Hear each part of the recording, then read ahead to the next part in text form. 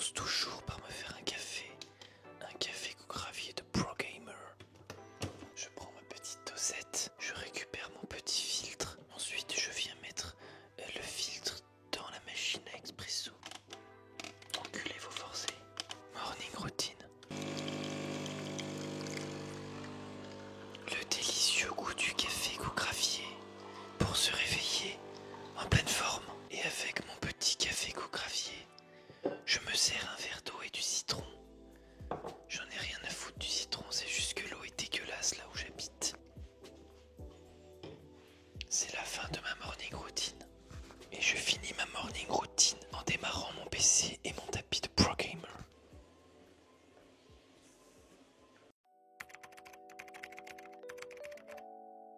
Bonjour, on se retrouve de nouveau dans ce format où je marche sur mon tapis et je te parle face caméra, des sujets qui tournent toujours autour du sport, de l'entrepreneuriat, etc. Ou alors pour des mecs qui ont des jobs à grosse responsabilité, qui vont souffrir de toutes les problématiques que tu vas rencontrer si tu travailles 40, 50, 60 heures par semaine, que tu comptes pas tes heures et que tu t'oublies un petit peu, notamment ta santé et ton bien-être. Aujourd'hui, le sujet de la vidéo, ça va être comment réussir à intégrer la musculation et le sport en général dans une journée bien remplie. L'idée, c'est de t'apporter les informations dont tu vas avoir besoin pour réussir à adhérer à tes séances, à réussir à les caser au bon endroit et à éviter toutes les erreurs qui vont t'amener petit à petit dans une perte de condition physique, une prise de gras, des douleurs au niveau du dos, une perte de santé de manière générale. Bon, tu penses probablement que tu pourras pas rajouter des séances de sport de manière quotidienne dans ton emploi du temps très chargé. Imaginons que tu des journées comprises entre 10 et 12 heures, on va dire déplacement compris, et pause du midi également. Ce que je vais essayer de faire aujourd'hui, c'est de te montrer que tu as tort, que tu peux toujours adapter ton emploi du temps, trouver des solutions qui te permettent de gagner un maximum de temps, d'optimiser et de réussir à entretenir ta santé malgré cet emploi du temps extrêmement chargé. À la suite de cette vidéo, tu auras un lien en dessous de la vidéo sur lequel tu pourras cliquer pour accéder à un programme que je te donne gratuitement pour que tu puisses passer à l'action une fois que tu auras compris toutes les étapes pour pouvoir optimiser ce fameux temps et te libérer de l'espace pour t'entraîner. Bon, comme tu l'as constaté, réussir ta vie professionnelle, ça induit de gros sacrifices. Souvent, ce que tu laisses de côté en premier,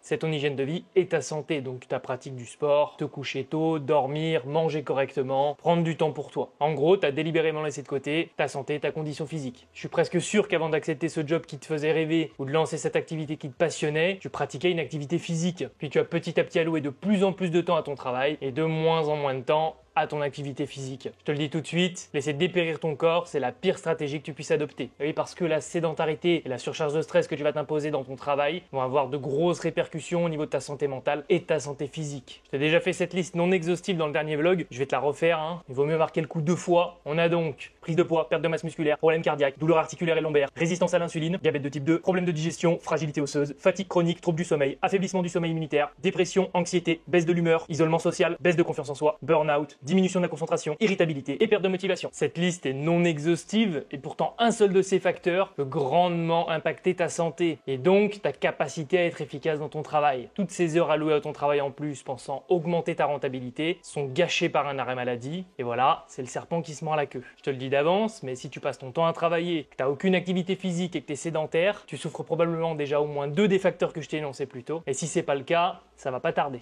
Intègre dès aujourd'hui que ta condition physique et que ta santé sont les piliers de ta réussite professionnelle et que plus tu tardes à mettre ces choses en place, plus les séquelles seront grandes. L'objectif pour toi, ça va être de réussir à intégrer dans ton emploi du temps des séances de sport, de la musculation et de la marche au minimum. Et il y a 3 grandes règles qui vont te permettre d'y arriver. Pour commencer, tu dois gagner du temps chaque jour et supprimer les moments de déconcentration. En gros, tu dois apprendre à être plus efficace au travail et à te focaliser sur une tâche sans en sortir, notamment à cause de ça. Cet outil-là, catastrophique, merveilleux et catastrophique à la fois. Je t'expliquerai comment réussir à paramétrer ton téléphone pour arrêter d'être constamment sollicité, d'avoir des notifications, etc. Tu le fais peut-être probablement déjà. Si c'est le cas, tu as déjà gagné pas mal de temps dans ta journée. Sache qu'on est potentiellement déconcentré entre 1h30 à 2 heures par jour sur le téléphone. Tu regarderas exactement ton temps d'écran et sur quelle application tu as tendance à aller régulièrement et qui te font sortir de ta concentration. Tu mets en place un blocage d'applications, par exemple Instagram, Facebook, YouTube, et tu t'autorises par exemple 25 minutes, 30 minutes par jour maximum. Je te conseille également de ne pas laisser les applications directement sur tes pages, donc sur les premières pages de ton téléphone, et de les laisser plutôt tout à droite dans la grande barre de recherche. Ça t'évite de les voir quand tu ouvres ton téléphone et donc d'avoir envie de cliquer dessus. Si tu arrives à diviser par 2 ton temps d'écran, du coup tu auras peut-être gagné 1 heure dans ta journée, et 1 heure dans ta journée, c'est déjà de quoi faire une belle séance. Le deuxième point essentiel, c'est d'avoir des séances efficaces et condensées. Tu dois y passer maximum 45 minutes. Je t'expliquerai ça plus tard dans la vidéo, pourquoi il faut faire ce genre de séance, à quel moment les réaliser, et aussi comment optimiser ton entraînement. Le dernier point, c'est d'avoir une bonne fréquence d'entraînement. Ça sert à rien de faire une séance de 3 heures dans la semaine. Je préfère que tu découpes tes séances, 3-4 fois par semaine pour la musculation, et idéalement tous les jours pour faire tes pas ou ta marche ou ton cardio à intensité basse. Si tu veux, c'est mieux d'en faire un petit peu chaque jour. Tu auras tendance à en faire quand même plus en accumulant des séances d'entraînement condensées et courtes qu'en faisant des grosses séances qui vont te créer une énorme fatigue et qui vont te demander une énorme motivation. Bon, l'idée, c'est pas de devenir un bodybuilder, mais c'est d'avoir un physique athlétique, d'avoir des performances honorables et de développer tes qualités physiques. Donc la force, l'endurance et l'endurance de force, globalement. Les séances seront donc intenses, variées et très rythmées. Comme je te l'expliquais plus tôt, je t'ai créé des séances d'entraînement. Tu récupéreras dans le lien sous la description. Ce que je veux, c'est que tu aies des séances condensées où tu vas avoir un maximum de résultats en un minimum de temps. Faut pas rêver non plus, c'est pas des séances de 20 minutes, faut que tu y consacres au moins 30 à 45 minutes par jour. Pas tous les jours, mais on va dire que 4 fois par semaine, c'est déjà magnifique. Globalement, à l'intérieur de ces séances, je vais utiliser des biceps, triceps ou quadriceps pour gagner un maximum de temps. C'est très simple, c'est un enchaînement de 2 exercices, 3 exercices ou 4 exercices sans temps de récupération. Bien agencé, ces méthodes d'entraînement vont permettre de mixer intensité, travail cardio, utilisation de charge relative importante et surtout gain de temps. Ce qui va faciliter ta mise au sport, ça va aussi être le choix de ton environnement et il est essentiel. En gros, tu as 2 possibilités. Soit tu choisis une salle qui est proche de chez toi ou de ton lieu de travail ou alors sur le chemin travail-maison ou alors tu investis dans un home gym. Bon, si jamais tu pars sur le home gym, tu vas regarder ma vidéo Home Gym, le starter pack à petit prix. Ça te permettra d'avoir une idée de tout ce que tu dois acheter. Pour terminer, intègre bien que l'intensité, la qualité et la régularité prévalent sur la quantité.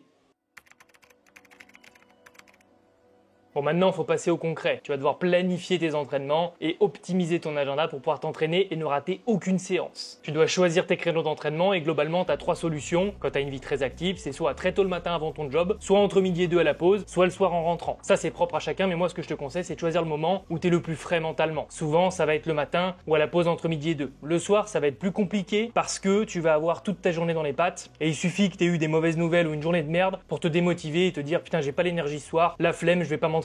Tu choisis ton créneau, tu te le bloques et tu t'interdis de le déplacer ou de le supprimer. Si tu commences à être modulable sur ton agenda, crois-moi que tu respecteras jamais tes entraînements. Planifie tes entraînements. Tu ne dois pas te poser la question de savoir ce que tu as à faire quand tu vas t'entraîner. Mais ça t'inquiète pas, encore une fois, je te donne des séances dans la description, donc tu n'auras pas à réfléchir à ça. Petite astuce toute bête, mais garde toujours ton sac d'entraînement dans ta voiture ou à ton bureau pour pouvoir aller t'entraîner et jamais te dire « Ah, j'ai oublié ma paire de chaussures, j'ai pas mon short, j'ai pas ma serviette, j'ai pas ma bouteille d'eau. » No excuse. Tu prévois tout, tu t'organises, tu dois toujours avoir un sac d'avance pour t'entraîner. Si tu t'entraînes au home gym, organise bien ton espace de travail parce que c'est un enfer d'avoir une salle qui est tout le temps en bordel avec des poids à droite, à gauche. Dans l'enchaînement de tes exercices, ça va te faire chier. Faut pas que tu aies à régler tes haltères 50 fois et à changer de poids toutes les 3 minutes. Faut que tu sois carré, placé, précis. Tu rentres dans ton espace d'entraînement, tu peux t'entraîner en claquant des doigts. Encore une fois, t'inquiète pas, puisque moi je vais faire en sorte de te programmer un entraînement où tu vas pouvoir enchaîner les exercices sans avoir à te faire chier à changer les poids toutes les 3 secondes. Bon, concrètement, à quoi peut ressembler ta journée? Honnêtement, je vais te conseiller de t'entraîner le matin parce qu'au moins c'est la première chose à laquelle tu as à penser. C'est fait, c'est terminé pour la journée. T'auras pas d'excuses avec je suis fatigué ou quoi aux caisses. Je te conseille aussi de le faire à jeun parce que si tu dois te faire un petit déjeuner et attendre 1h30 à 2h, ce qui est pour moi le minimum de digestion avant de pouvoir s'entraîner intensément et de pas être gêné par ta digestion, bah tu vas vite te retrouver à des 9h, 9h30 en fin de séance. Et globalement, tu vas pas commencer ta journée de travail à 10h, pas rêver non plus, tu as sûrement une très grosse journée avec énormément de responsabilités, donc il faut quelque chose d'efficace. Du coup, tu te réveilles à 6h30, mais tu commences pas tout de suite. Tu prends une demi-heure à 1h pour te réveiller tranquillou. Tu bois un café si tu as envie, idéalement au moins une demi-heure après ton réveil. Tu bois un verre d'eau, tu t'hydrates. Si jamais tu as un tapis de marche à la maison et que tu as vu mon dernier vlog et que tu as envie d'en prendre un, je te conseille de te taper une demi-heure de marche le matin en te réveillant tranquillou. Tu peux lire ton journal, tu peux commencer à traiter des mails, tu peux déjà faire des tâches qui vont te faire gagner du temps sur ta journée. Ça va te faire monter en température, ça va te réveiller, ça va te préparer à ta séance. Le café, c'est pas du tout obligatoire. C'est plus si tu en as vraiment besoin, ce petit côté coup de fouet que va te donner la caféine avant ton entraînement. Bon, du coup, il est entre 7h et 7h30 et là tu vas commencer ton entraînement et t'es parti pour 30 à 45 minutes où faut se donner. L'idée, c'est d'aller chercher un travail à haute intensité, très condensé, efficace pour avoir des résultats. Si tu fais 30 à 45 minutes d'entraînement où tu te branlouilles les couilles, tu mets zéro énergie, zéro intensité, zéro envie et qu'il n'y a pas l'âme, tu n'auras pas de résultat, tu seras démotivé très rapidement. Une fois que tu as terminé, petite douche, petit déjeuner si tu en as envie, c'est pas obligatoire. Si tu aimes bien jeûner et que tu n'as pas la sensation d'avoir besoin de manger à ce moment-là, tu repousses jusqu'à midi et en théorie à 9h, tu es au bureau, tu n'auras plus à penser à ta séance de sport puisque tu l'as déjà faite au moment où tu étais le plus frais mentalement. À la pause de midi, tu fais en sorte de manger copieusement. Source de protéines, source de glucides, source de légumes et de lipides. Je te conseillerais toujours de cuisiner tes plats toi-même et idéalement de les emmener au bureau. Et donc, comme d'habitude, on se retrouve avec le plat signature, le plat du goût, de la saveur, de l'arôme, riz à l'œuf, très simple, basique. Aujourd'hui, on rajoute une petite subtilité, un petit jambon serrano à Host. Mon Dieu, on va se faire plaisir, incroyable. Le goût, les saveurs qu'on va récupérer vont être exceptionnelles. On finit classique avec du pain au miel, j'ai pas mis le miel sur la table, t'as compris. 3 tranches de pain avec du miel, de la compote, du fromage blanc 0% bien sûr et de la banane. Rien ne change, classique. On va se régaler.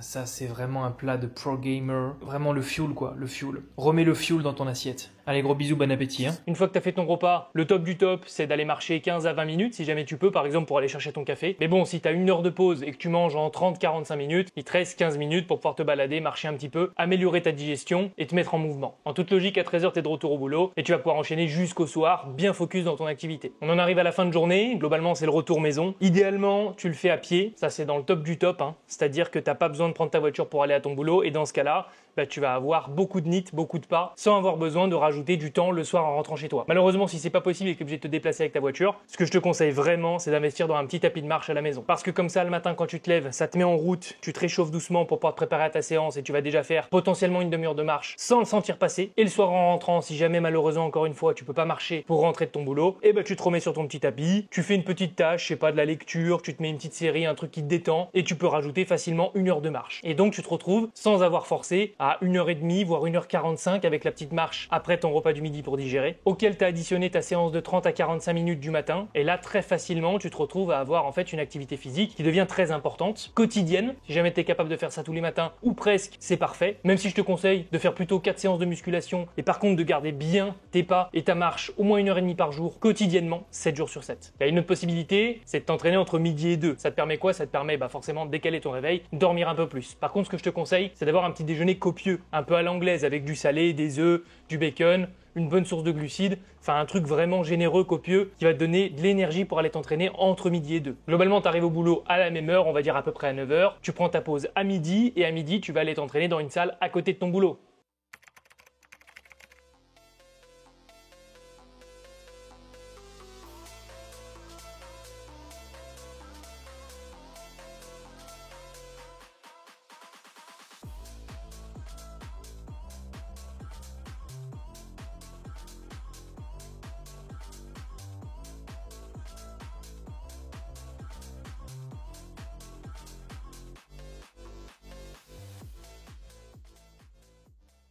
Si tu veux, cette organisation, elle est possible que si jamais tu as une salle très proche de ton lieu de travail. Il faut absolument pas que tu aies 20, 30, 40 minutes de déplacement pour aller t'entraîner. Sinon, c'est mort, tu vas prendre 3 heures de pause à midi. Ça sera absolument pas possible dans ta journée de taf. En gros, il faut qu'en 1h, 1h15, déplacement compris, tu pu t'entraîner. Parce que derrière, il faut que tu manges, potentiellement que tu te douches et que tu retournes à ton lieu de travail. La fin de journée, c'est la même. Il te reste à faire pas mal de pas en fonction de ce que tu as fait dans la journée. Bien évidemment, tu peux toujours rajouter au réveil le matin sur ce genre de journée des pas sur ton tapis si jamais, encore une fois, tu dois te déplacer en véhicule pour aller à ton travail. Et le soir, on en revient au même, si jamais t'as pas beaucoup marché dans ta journée, tu te fous à peu près 1 heure, 1h30 sur ton tapis en faisant une autre activité. Donc encore une fois, traiter des mails, gérer des appels, etc. Je te donne des petites astuces pour optimiser ton temps et ta récupération, ça fait toujours plaisir. Combat ta flemme en utilisant chaque moment pour être en mouvement et te déplacer. Par exemple, sur ta matinée, au boulot, tu vas avoir un appel de 1 heure, profites-en pour aller marcher pendant 1 heure. Tu mets des AirPods, t'essaies de choisir un casque où on t'entend correctement avec le micro parce que typiquement, les AirPods Pro, c'est de la grosse merde, donc privilégie peut-être un casque avec un bon système de micro pour que les gens t'entendent correctement. Parce que ça, faut pas non plus que tu dégrades la qualité de tes appels pour aller marcher. Bien évidemment, tu vas devoir gérer la partie récupération, alimentation, sommeil, gestion du stress. Mais tu as bien assez d'informations, je ferai une vidéo dédiée à chaque partie un peu plus tard. Tu vas aussi télécharger l'application Eevee pour rentrer toutes tes séances à l'intérieur et ne pas avoir à réfléchir à ce que tu as à faire et aussi faciliter le suivi de ta progression. Il n'y a rien de pire que de réfléchir à ce que tu as fait la semaine dernière, quelle charge tu as utilisée,